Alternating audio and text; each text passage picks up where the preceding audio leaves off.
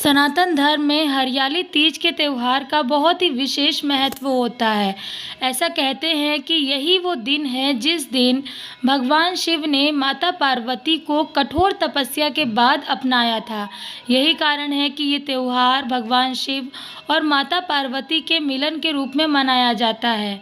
Friends, हरियाली तीज का व्रत रखने से, हरियाली तीज के दिन माता पार्वती और भोलेनाथ की पूजा करने से व्यक्ति को माता पार्वती और भोलेनाथ दोनों का ही आशीर्वाद प्राप्त होता है।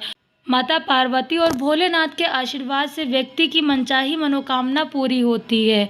इनकी कृपा से व्यक्ति के जीवन में अपार सुख समृद्धि आती है। फ्रेंड्स, इस बार हरियाली तीज का ये त्यौहार 19 अगस्त को मनाया जाएगा। इस दिन महिलाएं अपने पति की लंबी उम्र के लिए व्रत रखती हैं। वहीं जो अविवाहित युवतियां होती हैं वे अच्छा वर पाने के लिए भोलेनाथ की पूजा करती हैं। अगर कोई महिला पहली बार ये व्रत रख रही है तो हरियाली तीज का व्रत रखने से पहले इन नियमों के बारे में जान लेना बहुत ज़्यादा ज़रूरी है, क्योंकि कहते हैं कि अगर इन नियमों का पालन ना किया जाए तो इस व्रत का फल नहीं मिलता है। तो फ्रेंड्स, आइए जानते हैं उन नियमों के बारे में जिन नियमों का ध्यान रखना इस दिन बहुत ज़्यादा ज़रूरी होता है।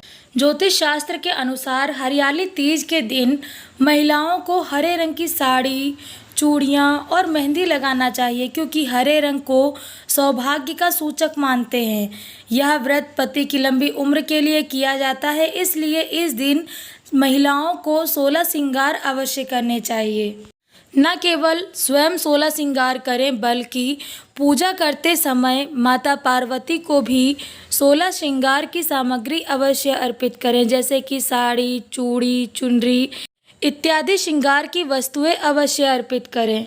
आपको बता दें कि हरियाली तीज का व्रत कथा के बिना अधूरा माना जाता है, इसलिए भोलेनाथ और माता पार्वती की पूजा करते समय हरियाली तीज की कथा अवश्य पढ़ें। अगर आप पढ़ने में असमर्थ हैं तो आप कथा सुन सकते हैं। कोई भी पूजा कभी भी दान पुण्य के बिना पूर्ण नहीं होती, इसलिए इस व्रत में भी पूजा करने के पश्चात दान पुण्य अवश्य करें। हरियाली तीज के दिन सुहागिन महिलाएं पूजा के बाद मां को चढ़ाया हुआ सिंदूर अपने मांग में भरें और पति की लंबी उम्र के लिए कामना करें। इसके अलावा सुहागिन महिलाएं अपनी सास को और अन्य सुहागिन महिलाओं को सुहाग का सामान अवश्य भेंट करें। ऐसा करने से माता पार्वती का विशेष आशीर्वाद प्राप्त होता है।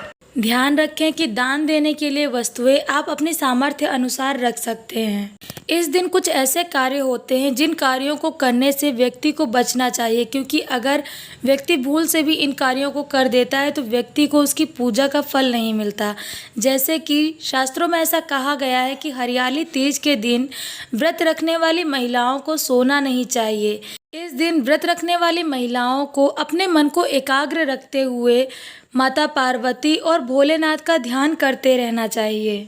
इसलिए इस दिन जहाँ तक हो सके यही प्रयास करें कि आपके मन में किसी भी प्रकार का कोई भी ऐसा विचार ना आए जो कि दूसरे के लिए घातक हो। किसी के भी प्रति अपने मन में कोई भी कुविचार लेकर ना आए। अपना मन पूरी तरह से स्वच्छ रखें और एकाग्र मन के साथ माता पार्वती और भोलेनाथ का ध्यान करें। न केवल इतना, बल्कि इस दिन आप पूरी कोशिश करें कि इस दिन आप किसी के साथ भी किसी भी प्रकार के लड़ाई झगड़े में ना पड़ें। सबके साथ प्रेम पूर्वक व्यवहार करें। कोई भी ऐसा काम ना करें जिसके कारण किसी दूसरे व्यक्ति का या दूसरे जीव का अपमान हो।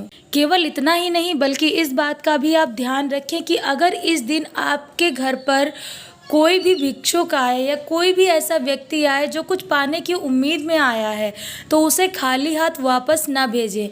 आप अपने सामर्थ्य अनुसार उसकी मदद अवश्य करें। सबसे ज़रूरी बात कि अगर आप इस दिन व्रत रख रही हैं तो आप इस बात का पूरा ध्यान रखें कि आप इस दिन काले या फिर सफ़ेद रंग के वस्त्र धारण न करें। जितना हो सके यही प्रयास करें कि आप हरे रंग के वस्त्र ही धारण करें और हरे रंग की चीज़ों का ही प्रयोग करें।